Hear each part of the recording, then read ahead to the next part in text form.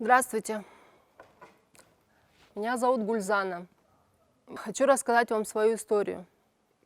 Историю своей дороги. Это произошло 3 года назад. Как сейчас помню, я увидела в зеркале глаза водителя. И увидела, что он засыпает. Я спросила: «Вы что, засыпаете?»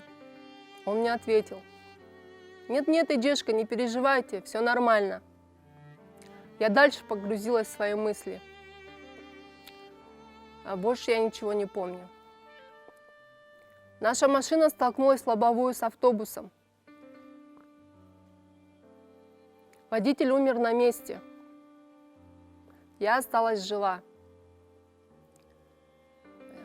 Мне многие говорят, что мне повезло. Но бывает настолько тяжело. И вы даже понятия не имеете, насколько это тяжело. Насколько тяжело моей маме. Насколько тяжело видеть моей дочери такой, как я сейчас. Я хочу донести до каждого из вас, что каждый несет ответственность не только за себя, но и за каждого, кто находится рядом с нами.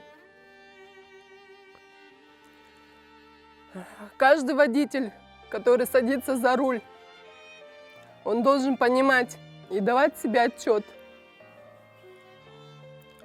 что жизнь настолько хрупка, что за один миг может поменять жизнь людей.